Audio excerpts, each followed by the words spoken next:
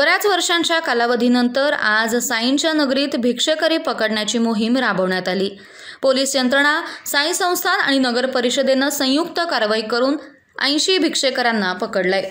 या सर्वांना न्यायालयासमोर हजर करून त्यांची रवानगी भिक्षेकरी गृहात केली जाणार आहे। दुहेरी हत्याकांडाच्या घटनेनंतर येथील सर्वच यंत्रणांना जाग आली आहे। त्यातच एक भाग म्हणून ही मोहीम राबवण्यात आली।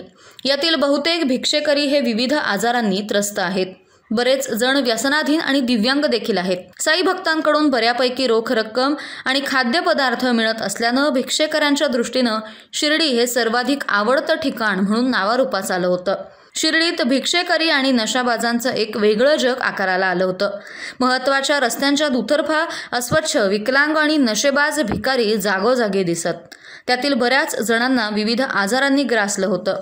आजूबाजूच्या खेड्यातील काही वृद्ध आणि कामाचा कंटाळा असलेली मंडळी देखील येथे भिक्षा मागून रात्री आपल्या घरी परतत असत। सकाळी 7च्या सुमारास पोलीस निरीक्षक रणजित गलांडे आणि साई संस्थानचे संरक्षण अधिकारी पोलीस उपनिरीक्षक रोहिदास माळी हे आपल्या सहकाऱ्यांसह साध्या वेशात रस्त्यावर उतरले।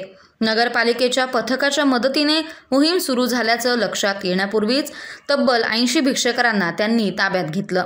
न्यायालयात हजर करून यातील पुरुष भिक्षेकरांना विसापूर येथील तर महिला भिक्षेकरांना चेंबूर येथील भिक्षेकरी गृहात पाठवलं जाणार असल्याचं पोलीस निरीक्षक रणजित गलांडे यांनी सांगितलं। शिर्डी साईबाबांना देश आणि विदेशातून आपल्याला भक्त येत असतात।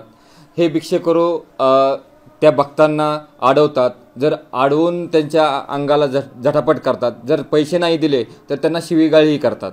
त्यामुळे या भक्तांच्या तक्रारी आपल्याला प्राप्त झालेल्या होत्या। त्यामुळे आपण ही भिक्षेकरी मोहीम आपण राबवत आहोत। या भिक्षेकरी मोहिमेमध्ये शिर्डी पोलीस स्टेशन, साईबाबा संस्थान आणि शिर्डी नगर परिषद यांच्या संयुक्त विद्यमानाने आपण आज ही भिक्षेकरी मोहीम राबवलेली आहे। त्या भिक्षेकरी मोहिमेमध्ये आपण आत्तापर्यंत 80 स्त्री आणि पुरुष आपण ताब्यात घेतले आहेत। त्यातील स्त्रियांना आणि पुरुषांना आपण आता नाश्ता आणि पाणी देण्यात आलं आहे। त्यांची नंतर आपण आरोग्य तपासणी करणार आहोत। आरोग्य तपासणी झाल्यानंतर त्यांना आपण मान्य न्यायालयात हजर करणार आहोत। मान्य न्यायालयाची ऑर्डर झाल्यानंतर आपण पुरुषांना विसापूर श्रीगोंदा येथे ठेवणार आहोत आणि ज्या स्त्रिया आहेत त्यांना चेंबूर मुंबई येथे नेणार आहोत।